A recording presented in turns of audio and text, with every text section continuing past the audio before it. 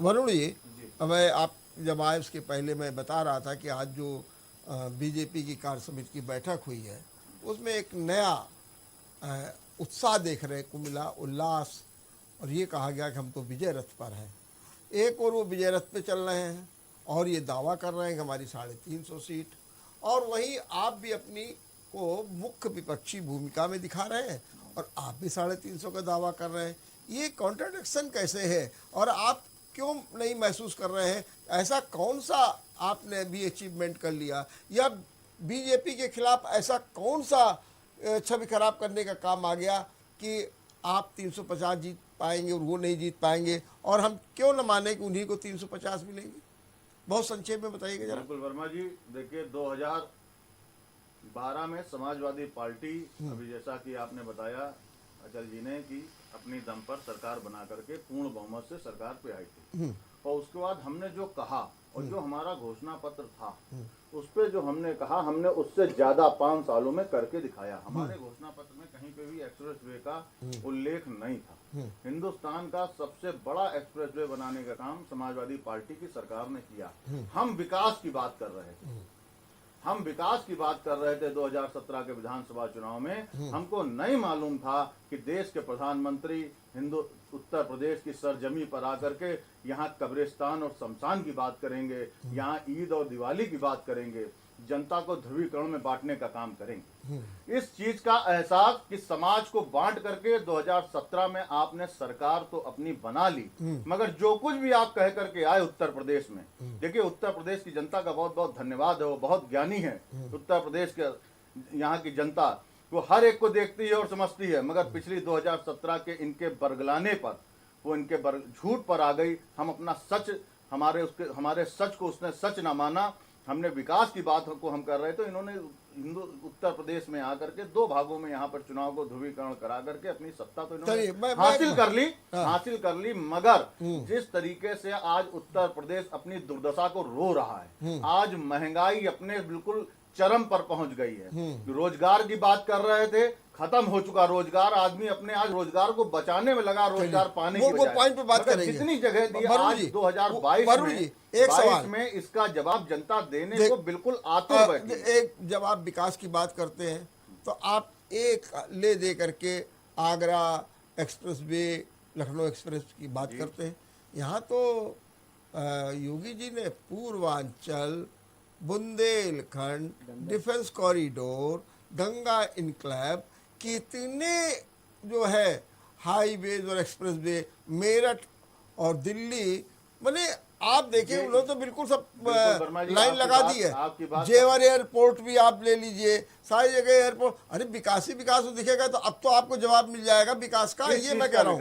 एक मिनट, इसमें से आज भी योगी जी जिन योजनाओं के फीते काट रहे हैं जाकर के, जहां पे उद्घाटन कर रहे हैं, समाजवादी पार्टी की डीपीआर बनाई हुई ये चीजें थी। आज इन्होंने जिसको ये बुंदेलखंड एक्सप्रेस वे बोल रहे हैं, पूर्वांचल एक्सप्रेस वे बोल रहे हैं, ये समाजवादी पार्टी ने इसकी डीपीआर डाली, इसकी पूरी योजना बनाई, जिसपे कि अभी इन्होंने पिछले 4 साल से काम ही कर रहे हैं। चलिए वर्मा जी, दूसरा मेरे साथी अचल जी बैठे हैं कानपुर महानगर में, हम समाजवादी पार्टी से बैठे हैं। निष्पक्ष रूप से मैं 10 काम गिनाऊंगा, आप निष्पक्ष रूप से 5 काम गिना दीजिए। आप एक यहाँ पर पार्षद हैं, आपकी मेयर हैं, आपके सांसद हैं, आपके यहाँ पर विधायक हैं, आप 5 काम गिनाइए प्रदेश सरकार द्वारा जो कानपुर महानगर के विकास के लिए करे गए हो। अचल जी हमारे भाजपा के वरिष्ठ नेता हैं, 5 काम गिना दीजिए जनता को, गिनाइए अचल जी 5। अच्छा जी, जल्दी से जल्दी जवाब दे दीजिए। निश्चित रूप से वरुण भाई हमारे बहुत पुराने साथी हैं। भारतीय जनता पार्टी ने जो कार्य करने का काम किया, टूल रूम हमारे डॉक्टर जोशी जी के टाइम पे प्रारंभ हुआ था, आज तक नहीं बन पाया। वो बन नहीं पाया है, लेकिन वो आज तक नहीं बन पाया। जोशी जी को गए हुए आज 2 साल हो रहे हैं। बिल्कुल 2 साल हो रहे हैं और वो बहुत जल्दी आपके समक्ष आने वाला है। दूसरा, हमारे विधायक श्री महेश चंद्र द्विवेदी जी द्वारा मोरंग मंडी में अस्पताल का कार्य जमीन पे आ चुका है, जिसका नक्शा पास हो चुका है, जिसका अचल जी विवादित है। अचल जी नहीं, कोई विवादित नहीं, मैं बता रहा हूँ, जमीन विवादित है, मुकदमा कानपुर न्यायालय में उसका विचाराधीन है, केडीए से मुकदमा चल रहा है। अभी जमीन का नक्शा तो आज छोड़ो, आप अपनी केडीए कुछ भी पास कर ले, जब उसका मालिकाना हक ही नहीं है केडीए, सब आ गया है। अचल जी ये कानून, आप 5 काम आप जो इन्होंने आपने कराए सीखे, तो अभी कहीं जमीन में इनका कोई आधार ही नहीं है, इनकी डीपीआर ही नहीं। आप 5 काम गिना दीजिए जो दिख रहा है, जिसको पब्लिक जिसका उपयोग कर रही हो। देखिए मित्र, आप भी जानते हैं ऐसे तो किदवई नगर में भारतीय जनता पार्टी का ऑफिस इनका विकास है। नहीं रुका है, 5 काम पहले जनता को समर्पित 5 काम गिना दें जी। अचल जी, 5 काम गिना दीजिए। आपकी डबल इंजन की सरकार है, केंद्र में 2 बार, प्रदेश में पहली और आखिरी बार होने जा रही, गिनाइए आप काम।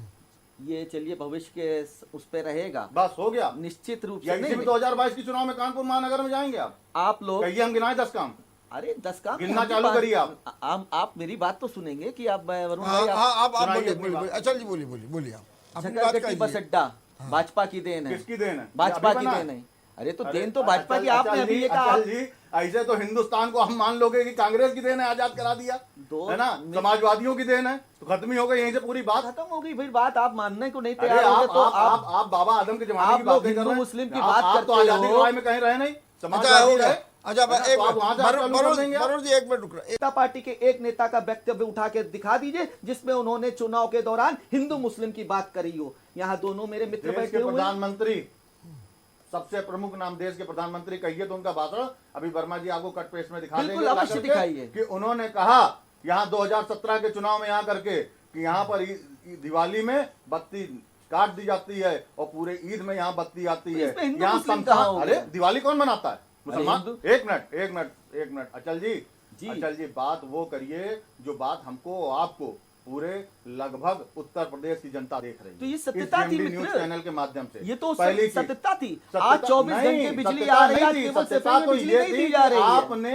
आ गए ना आप उसी लाइन पे, यही तो मैं कहना, आ गए ना आप उसी लाइन पे। तो इसमें बात हिंदू ये मुस्लिम है, कहाँ आ सुनिए, गया? ओवैसी जी वाली बात पे आइए। पहले तो आप 5 काम भी नहीं गिना पाए, हम 10 काम गिना रहे चलिए, हैं। चलिए, पहली हम चीज। गिना दें। दूसरी चीज सुन लीजिए, इतनी देर में याद कर लिए होंगे, मगर अभी फिर से आप मजबूरी हाँ, चलिए, हाँ। कि जिस समय समाजवादी पार्टी की सरकार थी वर्मा जी, उस समय 48 बार और 48 बार ओवैसी ने उत्तर प्रदेश के अंदर अपनी जनसभा करने की परमिशन मांगी थी, मगर उत्तर प्रदेश के मुख्यमंत्री माननीय अखिलेश यादव जी ने उनके उसको मना कर दिया था कि ओवैसी आकर के यहाँ पर, क्योंकि चोर चोर मौसेरे भाई, कि एक बात करेंगे हिंदू की, दूसरा बात करेगा मुस्लिम की, समाज का ध्रुवीकरण होगा, समाज का माहौल बिगड़ेगा। वो आकर के कि जिस तरीके से अभी हमारे साथी ने कहा कि निश्चित रूप से ओवैसी भारतीय जनता पार्टी की एक बी टीम के रूप में काम कर रहा है, उसका प्रत्यक्ष उदाहरण आप बिहार के अभी जो चुनाव हुए हैं विधानसभा इसमें आप चुनाव। देख सकते हैं विधानसभा चुनाव में कि किस तरीके से ओवैसी ने वहां पर जाकर के एक ध्रुवीकरण का माहौल बनाया। 5 सीटें तो उन्होंने जीती, मगर जिस तरीके से इन्होंने वहां पर सत्ता का पूरा दुरुपयोग करके अपनी सरकार तो बना ली, मगर उसमें बहुत बड़ा योगदान ओवैसी का। मगर उत्तर प्रदेश की जनता इतनी नासमझ नहीं है, ओवैसी जैसे लोगों का खेल यहाँ नहीं चलना है। यहाँ पे हमारी पार्टी की सोच, अगर वो अपराधी है तो उसकी कोई जात नहीं होती, अपराधी नहीं होनी किसी जात धर्म से जुड़ा नहीं होता। मगर आज उत्तर प्रदेश में हिंदुत्व की बात करने वाले योगी आदित्यनाथ इसी ओवैसी को उत्तर प्रदेश के अंदर आके जनसभा करने की परमिशन देंगे कि तुम हैदराबाद से आओ और आकर के उत्तर प्रदेश में आग लगाओ और फिर हमारी सरकार बनेगी, क्योंकि हमारे पास कोई मुद्दा ही नहीं है जनता के बीच में जाने का, सिवाय हिंदू और मुस्लिम करके। हम जनता के बीच में जाकर के हम वोट मांगेंगे और कहेंगे देखो मुस्लिम तुम पे चढ़ा जा रहा है, और हम हिंदुत्व की बात कर रहे हैं, हमारी सरकार बना। ओवैसी जी ने अपनी 2 जनसभाएं की हैं जाकर के, आपके संज्ञान में होगा, तो वहां पे क्यों नहीं उनको बैन किया गया? यदि अगर बीजेपी का वो बी कैंडिडेट टीम है तो वहां पे ओवैसी को क्यों नहीं बैन किया गया? क्योंकि चुनाव आयोग ने डिक्लेयर कर दिया ना, आप तो सब कुछ चुनाव आयोग आपकी आप सारी सरकारी संस्थाओं को तो आप अपने चुनाव अंडर में लियो, आयोग- चाहे चुनाव आयोग- सीबीआई हो, चुनाव आयोग चाहे 2017 रिजर्व में बैंक काम हो, नहीं कर रहा था। देश में ईडी आपकी जेब की संस्था हो चुकी है। ये सीबीआई आरोप आप लगा आप सकते चलाते हो। हो उसके ऊपर लग जाती है। अरे साफ साफ है, सीबीआई में जूता चला है आपकी सरकार में। सीबीआई के डायरेक्टर और डिप्टी डायरेक्टर के बीच में खुली आम मारपीट की नौबत आ गई। ये आपकी सरकार की देन है। इसको आप जो विषय देश के लोगे, अंदर की संस्थाएं सीबीआई थी, इनको नष्ट करने का। आज रघुराज राजन का बयान, जो पहले गवर्नर थे, उन्होंने आज सरकार को चेताया बैंकों का निजीकरण ना करो। कितना आपकी सरकार की सबसे बड़ी गलती यह है कि वो अपनी गलती को नहीं मानती। बैंकों का निजीकरण आपकी किसने सरकार शुरू की किया? सबसे बड़ी भूल किसने यह है प्रारंभ किया? कि वो अपनी करी हुई भूलों को स्वीकार बैंकों नहीं का कर रही निजीकरण पब्लिक के आपने बीच में शुरू आकर के। किया। और जो बात बैंकों का रही, सबसे पहले वर्मा निजीकरण जी, कांग्रेस की वर्मा सरकार कांग्रेस जी, की ये सरकार ने नहीं निजीकरण किया। अलग चीज थी। बैंक ये को तो कांग्रेस ने राष्ट्रीयकरण किया। राष्ट्रीकरण किया। आपको पता ही नहीं है कि फिर से मैं कांग्रेस बता ने रहा क्या हूं, किया। वर्मा जी, एक चीज है ना जी। कि इनका क्या नाम, विजय रथ है, ये रथ 2022 में 4 नंबर पे होगा, 4 नंबर पे चूर करने का काम करेंगे उत्तर प्रदेश में। 4 ये नंबर रथ पे। टीएमसी इसको तोड़ेगी और चकनाचूर उत्तर प्रदेश में होगा। ये इस रथ के पुर्जे नहीं मिलेंगे, पुर्जे उत्तर चलिए, प्रदेश अच्छा, के। कल देश के प्रथम नागरिक हाँ। बनारस में थे, योगी अपनी पूरी सरकार के साथ बनारस में थे, और 3 बड़ी घटनाएं जो ये लेके आया था ना, भयमुक्त, सबसे बड़ा कारण जो ये लेके आए थे, भयमुक्त समाज दूंगा मैं। कल 3 बड़ी घटनाएं जब पूरी सरकार बनारस में थी, देश के राष्ट्रपति बनारस में थे मिर्जापुर में, तो 3 बड़ी घटनाएं वहां पर घटित हुई। अपराध मुक्त जो ये उत्तर प्रदेश लेकर के आए थे, आज अपराध युक्त हो चुका, सबसे बड़ा कारण। दूसरा बेरोजगारी, दूसरा बड़ा कारण। तीसरा आज महंगाई अपने चरम पे पहुंच गई। इससे ज्यादा जनता को और सरकार बदलने के लिए क्या चाहिए? हाँ, बस ये जो अपना एक ध्रुवीकरण में जनता को फिर यहाँ के आपके चैनल के माध्यम से कि हिंदू और मुस्लिम, इनके पास इसके अलावा कोई दूसरा मुद्दा ही नहीं है कि ये हिंदू मुस्लिम के अलावा ये किसी अच्छा, चुनाव में इसकी चलेगा। कार्ड भी आपके पास नहीं है? नहीं, काट है आपके पास कार्ड भी नहीं देखिए, है? अगर अगर कार्ड ना बाल होती कार्ड 2012 में, हाँ। ये क्या लड़ नहीं रहे थे? नहीं। 2012 में, एक मिनट, कार्ड ना होती तो आज हिंदुस्तान की जनता देखिए बहुत समझदार है। आज एमपी में उसने सरकार पलट के रख दी। वो तो इन्होंने अपने अंदर खाने विधायकों को चलिए। उड़ा करके राजस्थान में चलिए, हो सरकार गया। पलट के रख हो दी। गया। ये इनका जो रथ चल रहा था 200 को आंकड़ा, तो वहां पे भी बोल चलिए, रहे थे हो ना, गया, मैं दिल्ली मान में गया। 2 सीटें आई थी, कितनी आई थी? 3 आई थी। मरुण मैं मान गया। एक 2 या मिनट। 3 कितनी अच्छा सीटें थी दिल्ली अच्छा, में जरा आपकी? जवाब दीजिए। अच्छा, है ना? 3 मुद्दे इन्होंने गवाए। 1 मिनट जी। एक तो इन्होंने बेरोजगारी का मुद्दा गिराया कि जो सरकार घिरी हुई ये है। मूलभूत मुद्दे हैं, एक बाकी मिनट। मुद्दों की तो फहरिस्त है। एक मिनट। दूसरा इन्होंने मुद्दा गिनाया अपराध का, और तीसरा मुद्दा गिनाया महंगाई का। ये अरे 3 मुद्दे। भ्रष्टाचार, टूटी चलिए, एक सड़कें, मिनट, सब बारे है ना, महिलाओं पर क्या? अत्याचार। अच्छा, ये इनकी बताइए। इतनी लंबी फहरिस्त है एक कि मिनट, लिखते एक चले मिनट। जाएंगे। और एक- सामूहिक इनकी सरकार की उपलब्धियां मैं अचल जी को बता दूं, शायद आपने कम जानकारी होगी। देश की आजादी के बाद आज तक 358 सरकारी ऐसे उपक्रम बनाए गए कि जिनसे हिंदुस्तान की जनता को रोजगार मिला, चाहे वो लाल इमली रही हो, अरे हमारे दिमाग से उतर गया, जैसे देश के एल्गिन प्रधान मिल रही हो, एल्गिन में स्वदेशी हजारों मिल रही हो। हाँ, आपके प्रधानमंत्री ने आज कहा था मुझको प्रधानमंत्री बनाओ, आपके प्रधानमंत्री, क्योंकि उस समय यही कानपुर आप आके मान बोले रहे थे। तब वो देश के प्रधानमंत्री नहीं हुए थे, इसलिए मैंने बोला। तब वो यहाँ पर आकर के उन्होंने कहा था मुझको प्रधानमंत्री बनाओ, इन मिलों से धुआं निकलवा दूंगा। धुआं तो छोड़ो, आज के अखबार में निकला है कि 4 महीने के अंदर लाल इमली बिकने की नौबत पर आ गई है। किस लिए सुन लो, आ गई है? किस लिए आ गई है? 358 ऐसे उपक्रम सरकार ने बनाए थे, जिसमें से आपको मालूम है चल जी कितनी आपकी सरकार ने उनको पीपीई मॉडल और निजीकरण पे ले आए हैं? 340 को ले आए। सिर्फ 18 ऐसे बचे हैं जिनको सरकार कह रही कि अभी हम थोड़े दिन देखेंगे। मैंने फिर कहा कि सरकार पूरी तरीके से अपनी सिद्धांतों पे, जिन बातों को जनता के बीच में बोल के आई, उन बातों से मुखर होकर के आज वही तो आज हर आदमी चिल्ला रहा है कि जो सरसों का तेल, जो आम आदमी की जरूरत है, जो सरसों का तेल 70 रुपए किलो बिक रहा था, आज 150 रुपए किलो हो गया। जो सिलेंडर 400 रुपए का था, आज वो 900 रुपए का हो गया। अचल जी, बुरा ना मानना, आप भाई हमारे, ना आप देश के प्रधानमंत्री हो कि आपने लॉलीपॉप दिया, और ना हम देश की जनता है कि हम वो चूसने लगे। सुन लीजिए, हम लोग भी पार्टियों के बीच में हैं, दिल्ली जनता के बीच में घूमते हैं। आज जिस तरीके से इस बात को स्वीकार करिए तो अच्छा लगेगा। और एक सत्ताधारी दल के नेता की जिम्मेदारी होती है कि जहां पे अगर उसकी कमियां हों, अगर विपक्ष बैठ करके वहां उसको बताए तो उसको स्वीकार करे। यही लोकतांत्रिक तरीका है। आज जिस तरीके से अपराध का ग्राफ उत्तर प्रदेश के अंदर बढ़ा, इस बात को आप स्वीकार करिए।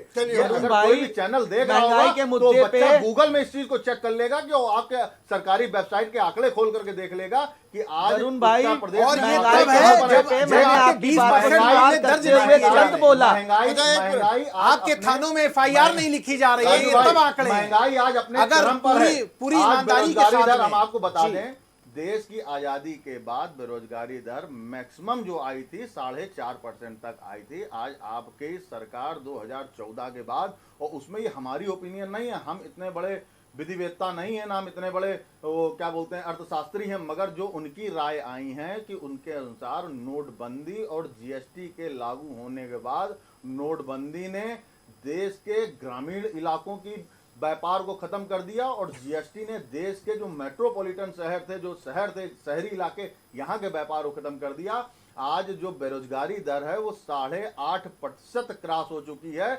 ये हम नहीं, आपके रिसर्च सेंटर के डाटे बोल रहे हैं। हम लोग कोई पब्लिक के बीच में मैंने- जाकर के मैंने- डाटा नहीं मैंने निकाले। आपके- तो आपके एक डाटा को सत्ताधारी स्वीकार दल करते के- हुए सत्ताधारी दल के वक्ता की नैतिक जिम्मेदारी होती है वो इस चीज को स्वीकार बरोबर, करे एक मिनट और रुकिए। कहे कि इनको हम दूर करने का प्रयास करेंगे। एक मिनट। आज जिस तरीके से केंद्र सरकार अपने दम्भ में डूबी हुई है, जी। जब कोई भी सरकार या कोई भी व्यक्ति नशे में हो जाता है, दम्भ में डूब जाता है, जिसको कुछ दिखता ही नहीं, जैसे अभी आप बोला ना कि सब कुछ हरा ही हरा दिख रहा है, तो इनको सब कुछ अभी हरा ही हरा दिख चलिए रहा भाई, है। मगर जिस तरीके से हिंदुस्तान के किसानों से भारतीय जनता पार्टी ने लड़ाई ली है और उनकी एक बहुत छोटी सी मांग है कि एमएसपी का कानून बना चलिए, दो। हो गया। मगर बरोबर जी, आज बरोबर, वो भी आखिरी मांगने सवाल। को नहीं बस, जा रहे क्योंकि इनको बस। लग रहा है मेरी काला अच्छा, नीति हो जाएगी। अब आखिरी सवाल। अमित शाह मोदी को आप- लग रहा है कि अगर हमने अब कानून भाई, मान हो लिया, गया, हो गया। तो मैं हिंदुस्तान की जनता में नीचे गिर जाऊंगा। चलिए, आपको हो और देश गया। का हुक्मरान जिस समय ये सोच लेता है तो यदि याद रखिए अचल जी, हो गया। ये जनता तख्ता पलट देती है। बरोबर, आप क्या कह रहे हैं बताइए। देखिए, जो इनका विजय रथ चल रहा है, ये विजय रथ